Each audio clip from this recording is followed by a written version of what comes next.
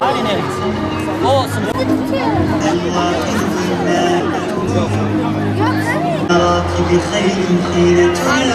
Gazze, Filistin farkındalığını oluşturmak, bir nebze de olsa gündemde tutmak, sesini duyurmak, bir de Rabbimize sunacak bir mazeretimiz olsun diye böyle bir etkinlik düzenledik.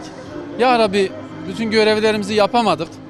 Gazze'ye karşı gerçekten başımız eğiktir. Maalesef dik değildir. Ama bir nebze de olsa ya Rabbi biz bunu yaptık diyelim yani.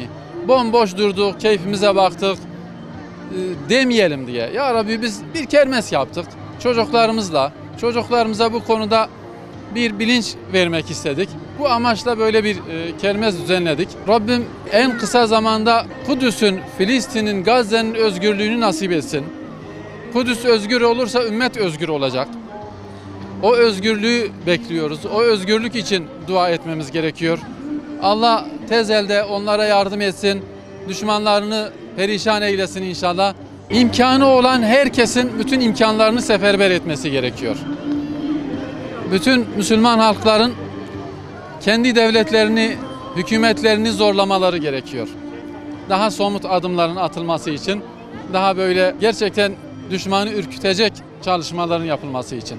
Genç yürekli kardeşlerimizin bugün Gazze için, Filistin için başlatmış olduğu kermes için kendilerine çok teşekkür ediyorum. Gazze hepimizin kanayan yarasıdır. Hiçbir şey yapamıyorsak bile unutmayıp sesimizi dünyaya haykırmak için elimizden geleni yapacağız ve bunu da bugün genç kardeşlerimizin ne kadar ilgili bir şekilde yaptığını gördük, şahit olduk. Hepsinden Allah razı olsun. Çoluk, çocuk, din, iman, kitap, hayvan bile tanımayıp sadece saldırı gerçekleştiren bir zalim kavmin eseri sonucu bu hale gelmiştir. Ve bunun içinde Türkiye olarak, İslam ülkesi olarak Sayın Cumhurbaşkanımızın önderliğinde İslam ülkeleri birleşip bu zulme dur demek için elimizden gelen çabayı elhamdülillah veriyoruz. Küçük, büyük demeden herkes boykotsa boykot, kermesse kermes, yardımsa yardım, kendi şahsi çıkarlarını düşünmeden Gazze'ye yardım için seslerini duyurmak için elinden geleni yapıyorlar. Filistin'de büyük bir katliam yaşanıyor.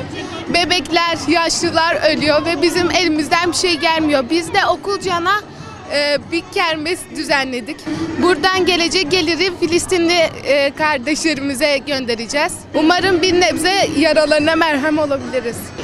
Biz arkadaşlarımla 3 kişi toplandık ve hani Filistin için tekrardan ne yapabiliriz diye düşünmeye karar verdik. Çünkü bir şeylerin yapılması gerekiyor elbette elimizden ne geliyorsa. Müdürümüze ilettik talebimizi. Okulda yardım parası topladık ve kermes yapmaya karar verdik. Onlar da kabul ettiler sağ olsunlar. Satışlar da çok iyi, inşallah öyle devam edecek. Bu şekilde inşallah kardeşlerimize yardımcı olacağız.